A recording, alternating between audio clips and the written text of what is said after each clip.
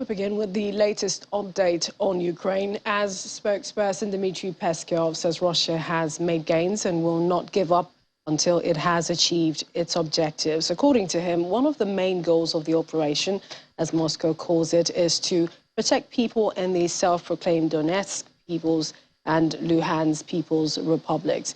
He says the measures have been taken to ensure their protection and certain results have been achieved, and that these efforts will be continued until all goals have been attained in the special military operation. Meanwhile, NATO Secretary General Jens Stoltenberg has warned Western countries they need to prepare for the long haul, saying the conflict is becoming a war of attrition.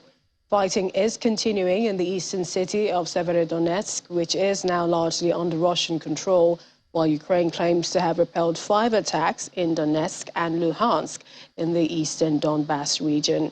But according to the UK's Ministry of Defence, Russia is now achieving tactical success in the region, but at significant resource cost.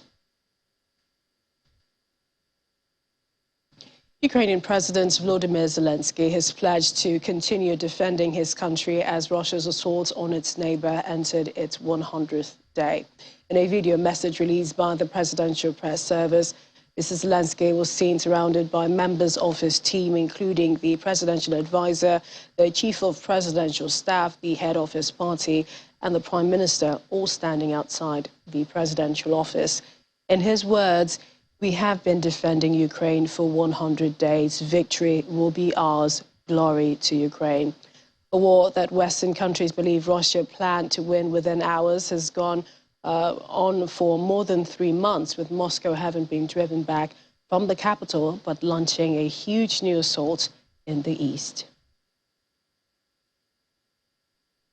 Meanwhile, the United Nations officials has warned that a protracted war in Ukraine threatened a hunger crisis in the country and around the world. The UN Crisis Coordinator Amin Awad said at least 15.7 million people in Ukraine were now in urgent need of assistance and protection, with the number rising by the day. He told an online media briefing that when winter comes, millions of people will be exposed given the destruction of power plants and fuel depots. Nearly 14 million people, a third of the population, have been forced to flee the fighting, and another 15 to 16 million stayed home but had lost their livelihoods. Humanitarian relief had helped more than 1.5 million people so far. It could reach 8.7 million by August, 25 million by the end of the year, he also said. The conflict has also fueled surging prices for grains, cooking oils, fuel, fertilizer globally. Russia and Ukraine account for nearly a third of global wheat supplies, while Russia is also a key fertilizer exporter and Ukraine a major supplier of corn and sunflower. 100 days of war, 100 days of suffering, devastation, destruction, and a massive scale, 100 days of unabated warfare, and 100 days of lives lost and people uprooted. The lives of millions have been shattered. At least 15.7 million people in Ukraine are now in urgent need of humanitarian assistance and protection. Numbers are rising by the day as the war continues, ravage and with winter around the corner, where millions of people may be exposed because of the destruction to power points, power plants, fuel depots, and expected freezing temperature in this part of the world. The impact of the war across the region and the world is profound. There are 1.4 billion people that can be affected because of the shortage of wheat and other grains. The export of food from Ukraine and fertilizer from Russia impacted the world negatively and created inflation, food crisis, especially in fragile states and states in transition in the Sahel of Africa, in the Horn of Africa, but also in populous nations. And the crisis continues to deepen. 1 million persons. Ukraine of the UN. The president of Senegal and African Union President Macky Sall has met the Russian President Vladimir Putin. The meeting is coming on the heels of Russian-African relationships and also on wheat and fertilizer sanctions against Russia. The two men have been meeting in the southern Russian city of Sochi. Before the conflict, more than 40% of wheat consumed in Africa came from either Ukraine or Russia. Before he left Senegal, President Sall's office said the visit was aimed at freeing up stocks of cereals and fertilizers that are currently blocked in Ukrainian ports. According to Russia's president, he said, quote, "We think that with Africa in general and its individual nations, we traditionally have very good relations. I would even call them friendly relations without exaggeration." He said Africa has huge potential, and based on that, we will continue to develop our relationships with Africa and its individual nations. Mr. Putin said that his country has always been on the side of Africa and supported the continent in its battle against colonialism. For President Macky Sall, he said, "You have seen the different votes at the United Nations, the position of Africa. Despite enormous pressure, the majority of African countries have avoided condemning this situation." Macky Sall also appealed to President Putin, saying that in reality of all that is happening, that he is aware that the countries, even far from the theater of the Ukrainian conflict, are the victims of this economic crisis, and saying instead work together to resolving the problems. Ukraine's defense minister Oleksiy Reznikov said he believes that the Kremlin was trying to move the war into a protracted phase by building layered defenses in occupied regions in the south of the country. Reznikov also mentioned that NATO should consider granting Ukraine de facto rather than de jure membership of the alliance when it discusses its strategy for the next 10 years at a summit in June. Asked when Ukraine will be able to reverse Russian gains and drive Russian forces out of eastern Ukraine, he said, "I forgot my tarot cards in his house," that he forgot his tarot cards at home, and that he cannot make a forecast definitely what month that will be and when indeed they will kick them out, in his words. But he says that he hopes that it's an absolutely realistic plan, and he hopes they will do it this year. At the same time, the Kremlin is trying to move the war into a protracted phase. The situation in the temporarily occupied part of Ukraine's southern regions, primarily in Kherson Oblast, is proof of that. Instead of advancing, the Russian army is constructing layered defenses. And I think that if we are talking about the membership of Ukraine with NATO de facto, not de jure, it could be the good idea if in this strategy Ukraine will be also a part of this strategy, because we also are the part of eastern flank of Europe, eastern flank of NATO countries, eastern flank of EU. And I think it will be a win-win situation for all countries who are members of Ally, who are members of EU. The status, We need to liberate our land as soon as possible.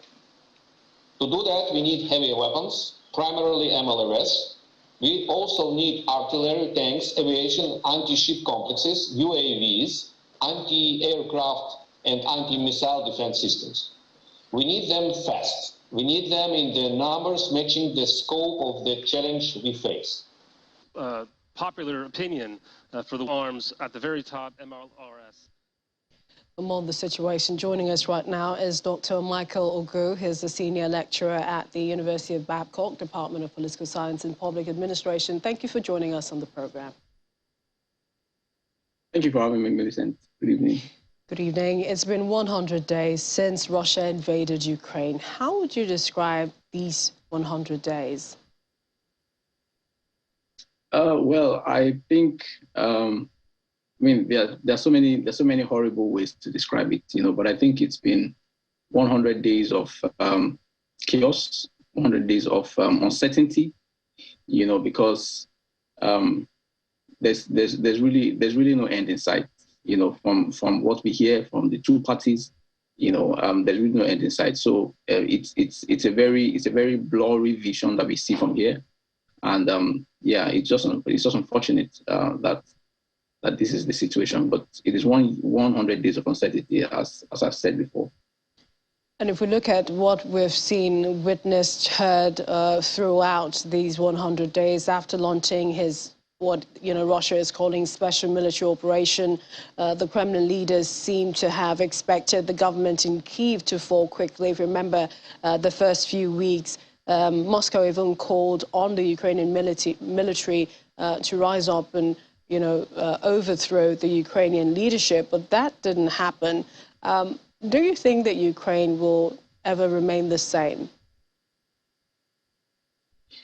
Well, no, I don't think Ukraine will ever remain the same because,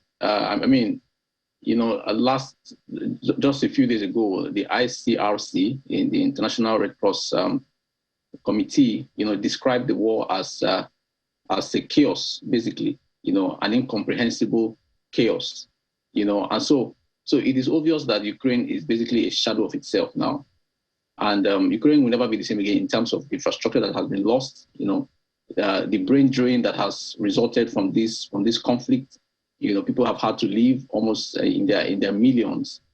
So that is on the one hand, and of course on the other hand, if Ukraine eventually wins the war, then of course there's going to be an entire shift in the power dynamics within Eastern Europe, and the same if Russia also wins. So there's just a lot of issues that are, at this point, are looking very complex, and really there's no explanation. There's no clear, explanation on how things would pan out in the near future.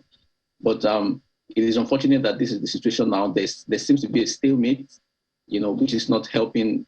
Which is not helping at all, especially for Ukraine, which is on the receiving end of all of this violence and attack. So yeah, I don't think Ukraine will ever remain the same again. I was going to say that if we rewind back to maybe the second month of this invasion, when Russia decided to pull out from all the other major cities and then said that it was focusing on the east, if it didn't do that, what do you think would have happened between both countries with this invasion?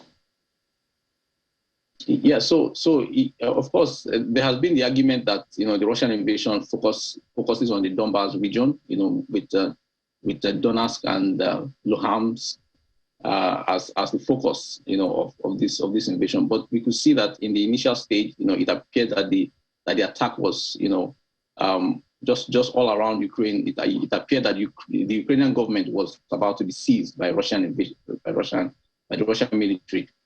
But I think that focusing, I think that the Russian campaign, the Russian goal in this invasion is beyond the Donbas. I think that Russia has more interest beyond that eastern region, but of course, with the weight of the sanctions that they have received, the pushback that they have received from the West, from EU and other allies, they don't want to push their luck too far, and so that I think is what informed them withdrawing from all these other regions and sticking to the eastern region of Ukraine, But that as it may, even if they succeed if